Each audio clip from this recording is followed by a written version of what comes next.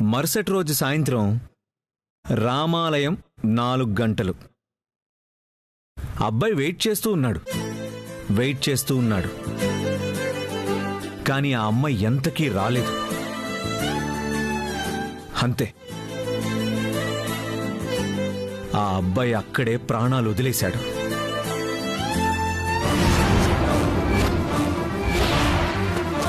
ఆ అమ్మాయి మనసు మార్చుకుని వెళ్ళుంటే బతికుండేవాడు. పాపం, ఏం చేస్తాం, ఆ అబ్బాయి తలరాతలా ఉంది.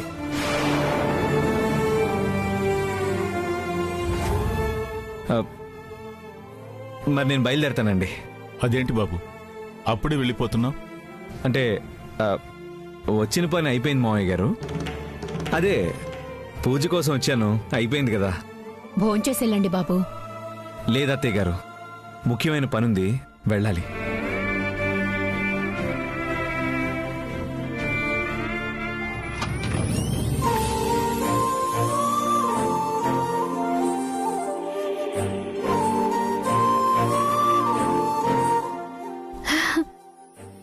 సియా,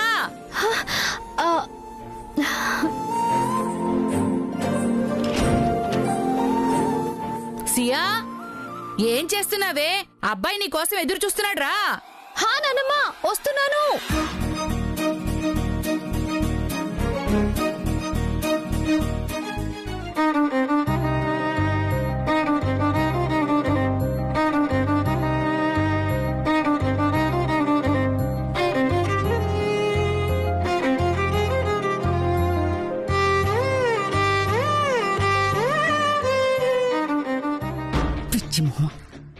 పక్కనే ఉండి ముగుణ్ణి కొంగు కట్టుకోపోతే ఏ దిక్కుమాలదో వచ్చి తన్నుకుపోతుంది.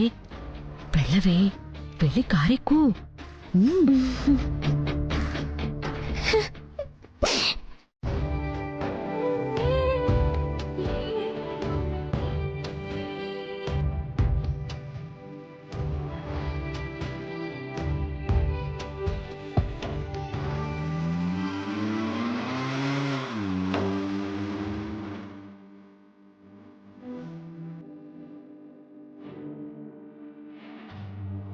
రేయ్, ఇంట్లోకి పదా.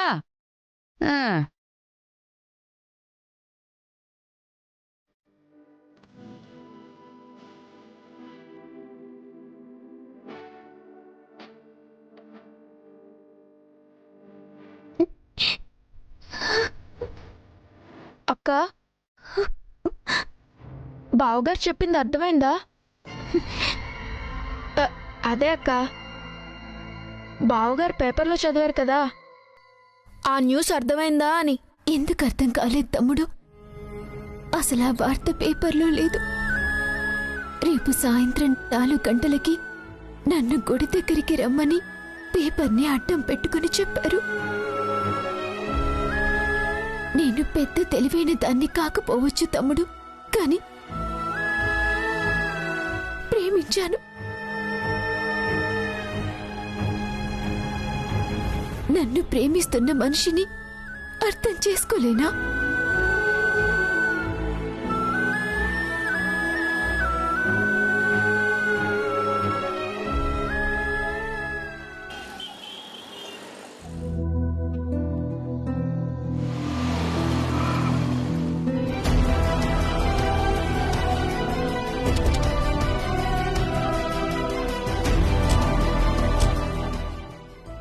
అమ్మయ్యా, ఇద్దరూ కలిసే వచ్చారు. అంటే రాత్రి నా మాటలు చెవికెక్కాయన్నమాట. ఇలాగే ఆ అమ్మాయిని పూర్తిగా మర్చిపోయి కోడలతో సంతోషంగా ఉంటే చాలు.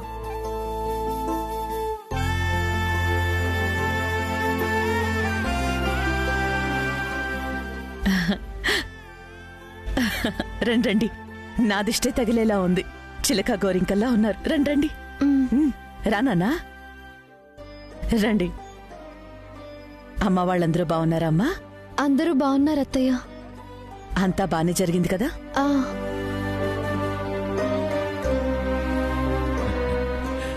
దేవాంశ్, వ్రతం బాగా జరిగిందా? బానే జరిగింది. అమ్మా నాన్నల దగ్గర 4 పూటలు ఉంటానన్నావు కదమ్మా.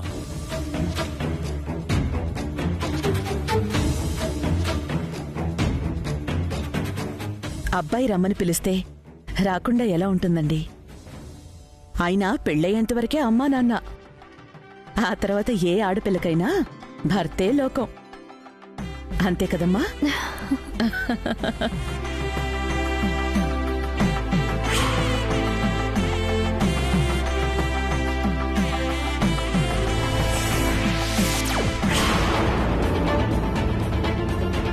దేవాంశ్, వేలికి కట్టేంటి?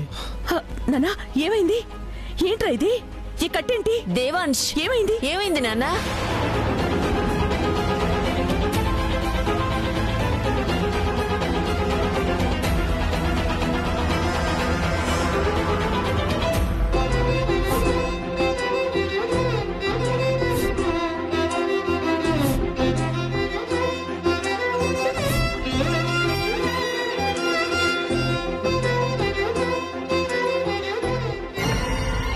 ఏం కాలేదమ్మా,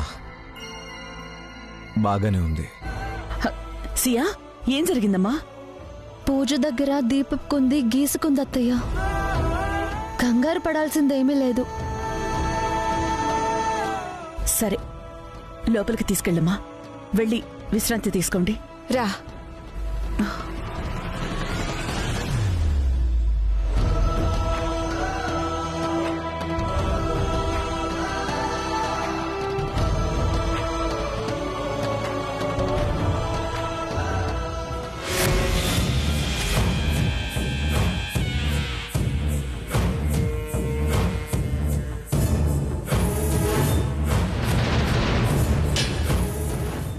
అత్తయ్య గారు ఇద్దరి గురించి మాట్లాడుతున్నప్పుడు మరిది గారి మొహంలో బాధ కనిపిస్తే, గాయం గురించి మాట్లాడేటప్పుడు మాత్రం ఏదో సంతోషం.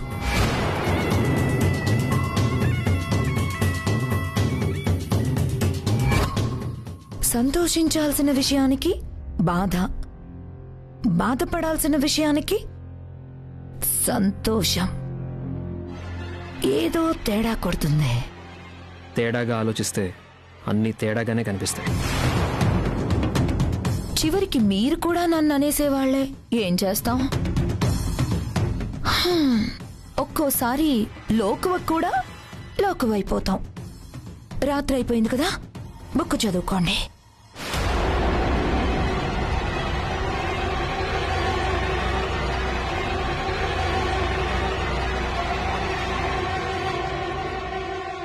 ఎందుకు అంత టెన్షన్ పడుతున్నావు? ట్రస్ట్ పోయింది. కనీసం 1000 కాళ్ళ మండపమైన నా చేతికొస్తే 20 కోట్లలో ముగించేసి 30 కోట్లు నొక్కేద్దామనుకుంటే అది కూడా ఆ దేవాంష్కి అప్పగించేశారు. అన్న కొడుకు కన్నా కన్న కొడుకే ఎక్కువన్నావు, కానీ దేవాంషే గ్రేట్ అని పచ్చ జెండా ఊపావు. ఏం చేయనురా, పరిస్థితులు అలా ఉన్నాయి.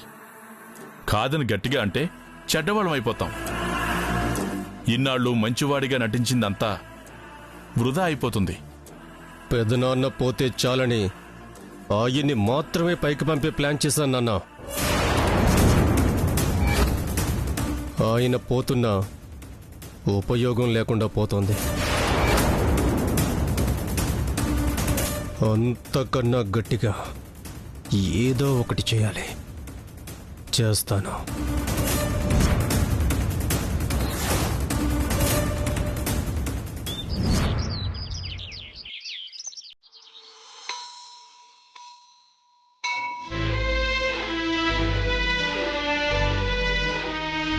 ఆశలన్నీ ఎంత మాయలే, మన ఊసులన్నీ మూగపోయేలే. నిన్ను కలవని క్షణకయుగమే, నువ్వు రావని మనసిక నమ్మదులే. నాయద సరి తడబడి కలవరపుతో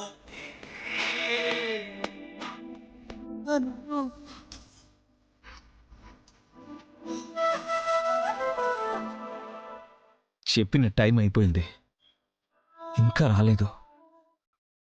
వస్తుందా రాదా? అసలు నేను పేపర్ చదివి చెప్పింది తనని ఇక్కడికి రమ్మని చెప్పడం కోసమే అని అర్థమైందా లేదా? నన్ను ప్రేమించింది కాబట్టి ఖచ్చితంగా అర్థమై ఉంటుంది. అయినా ఎందుకు రాలేదు? గాలే పూల బాధమైన గాలి ఆగి చూడదనా, మదిలో మౌనాలు ఎదలో సోకాలు తీరే. నా జీవితంలోకి ఎలాగో రాలేకపోయావు. కనీసం ఒక్కసారి కలవాలని ఆశపడుతున్నా ఎందుకు రావట్లేదు?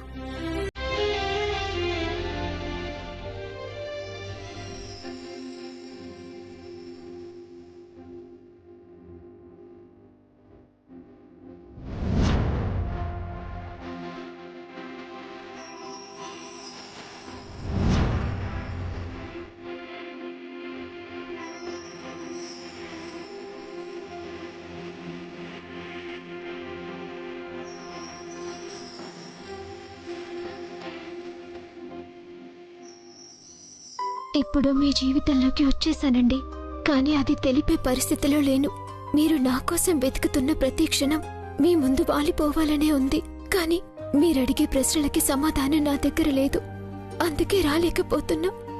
ఇప్పుడు ఇక్కడి వరకు వచ్చినా మీ ఎదుట నిలబడ్డానికి మాత్రం ధైర్యం సరిపోవడం లేదు. అందుకే వెనుతిరుగుతున్నా.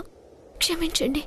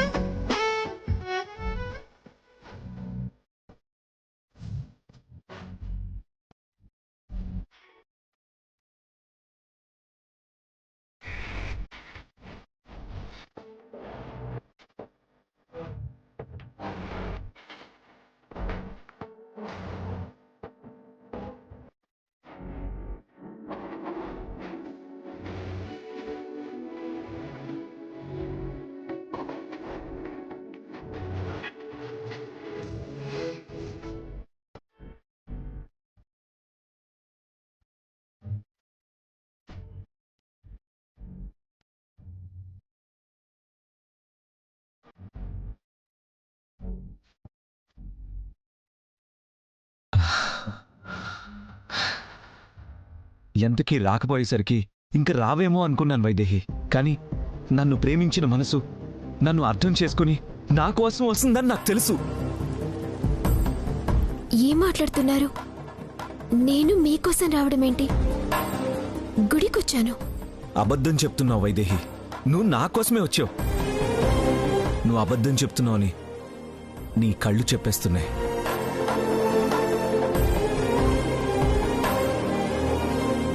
ఏమైంది వైదేహి? ఎందుకిలా మారిపోయావు? నేను చూసిన నాకు పరిచయమైన వైదేహివి నువ్వు కాదు. వైదేహి, మనం కదా ప్రేమించుకున్నాం, మనం కదా పెళ్లి చేసుకోవాలనుకున్నాం. మరి ఎందుకిలా జరిగింది చెప్పు వైదేహి. నీ స్థానంలోకి నీ చెల్లెలెలా వచ్చింది? అలా అడుగుతున్నారేంటి? మీ వాళ్ళు సంబంధం మాట్లాడింది నా చెల్లెలి కోసమే కదా. మీరు పెళ్లి చేసుకోవాలనుకున్నది కూడా నా చెల్లెలే కదా. హే, ఏం మాట్లాడుతున్నావు వైదేహి? అందరూ అపార్థం చేసుకున్నారంటే అర్థం ఉంది. నేను ప్రేమించింది నిన్నే అని తెలుసు కూడా నువ్వు ఇలా ఎలా మాట్లాడుతున్నావు? మనసు నిండా నిన్నే నింపుకొని నీ చెల్లెల్ని మనువాడతానని ఎలా అనుకున్నావు? జరిగిన దాంట్లో నా పొరపాటు కూడా ఉంది వైదేహి. నేను వైదేహిని ప్రేమిస్తున్నాను అని మా వాళ్లకి క్లారిటీగా చెప్పుండాల్సింది. జానకి రామయ్య గారి కూతురని చెప్పాను. నేను నువ్వనుకొని చెప్తే వాళ్ళు సియా అని పొరపాటు పడ్డారు. పెళ్లి జరిగి ఇంటికొచ్చి ముసుగు తీశాక గానీ నాకు తెలియలేదు పెద్ద పొరపాటు జరిగిపోయింది అని. అంతా నా కర్మ.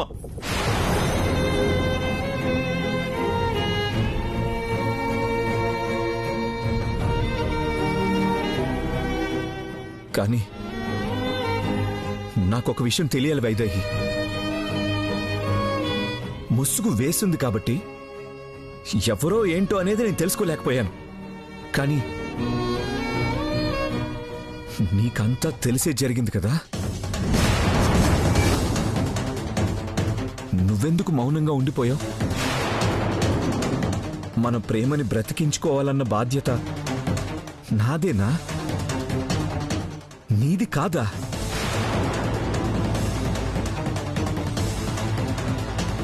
మన మధ్య ప్రేమేంటి?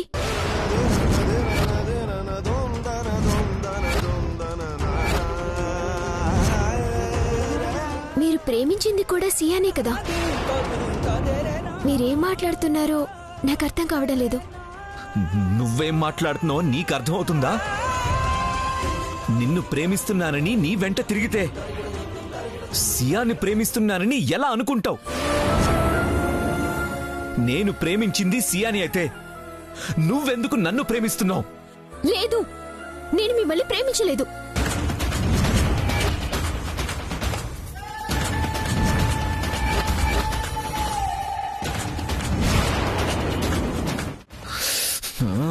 అబద్ధం అబద్ధం చెప్తున్నావు వైదేహి. ఏదో జరిగింది. ఎందుకు నిజాలతో పాటు మన ప్రేమని సమాధి చెయ్యాలని చూస్తున్నావు? ఏమీ జరగలేదు. మీరు తప్పుగా అర్థం చేసుకున్నారంతే. నేనేమో మీరు సియా కోసం వస్తున్నారు కదా అని కాస్త చనువుగా ఉన్నాను. అది మీరు ప్రేమను కొని పొరపాటు పడినట్టున్నారు అంతే. నిజానికి నేనెప్పుడు మిమ్మల్ని ప్రేమించలేదు.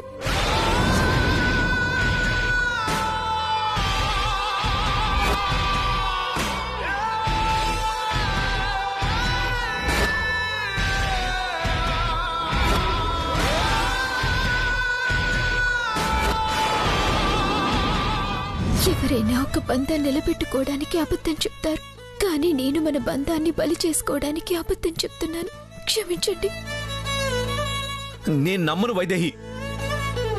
ఆ సూర్యుడు తూర్పును ఉదయించడు అంటే నమ్ముతానేమో, సముద్రం ఇంకిపోతుందంటే నమ్ముతానేమో, కానీ నా మీద నీకు ప్రేమే లేదంటే మాత్రం నేను నమ్మను.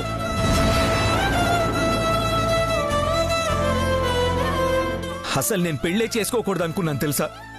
ఎన్ని సంబంధాలొచ్చినా కనీసం ఫోటోల్లో కూడా ఎవరి మొహం చూడలేదు. కానీ నీ తొలి చూపు నా మనసుని మార్చేసింది. నీ ప్రేమ జీవితం మీద కొత్త ఆశలు పుట్టేలా చేసింది. ఎన్ని కలలు కని అవి నిజమవుతాయని ఎదురు చూస్తే అసలు మన మధ్య జరిగిందే ఒక కల అన్నట్టు మాట్లాడుతున్నావు. అసలు నా మీద నీకు ప్రేమే లేకపోతే నిన్న నా వేలు తెగినప్పుడు నీ ప్రాణమే పోయినట్టు ఎందుకంత విలవిల్లాడిపోయావు? నీ మనసులో నాకు చోటే లేకపోతే నీ దేవుడని ఎందుకన్నావు? అది కృతజ్ఞత.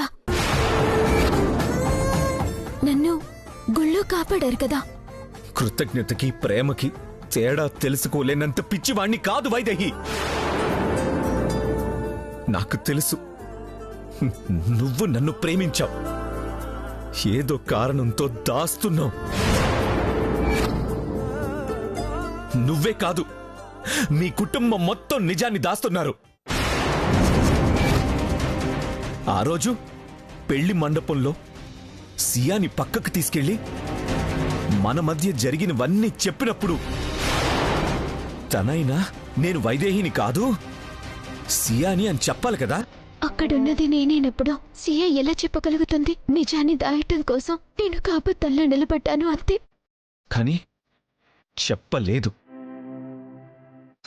ఏదో ఉంది, తెలుసుకుంటా.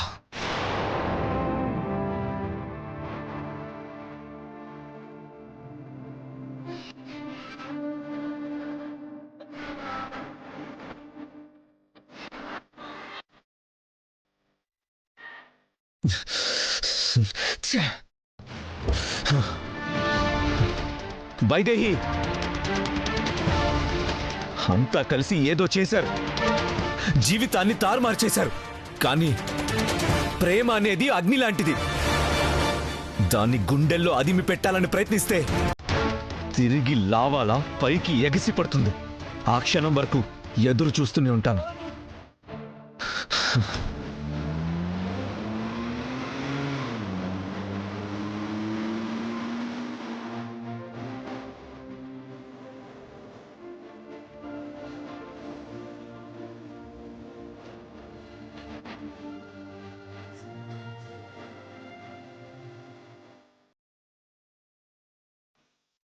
వైదేహి, వైదేహి, ఇంట్లో ఎక్కడా లేదే, ఎక్కడ తగలడింది? వైదేహి, బుసే వైదేహి, ఎక్కడ చచ్చిందో ఏంటో.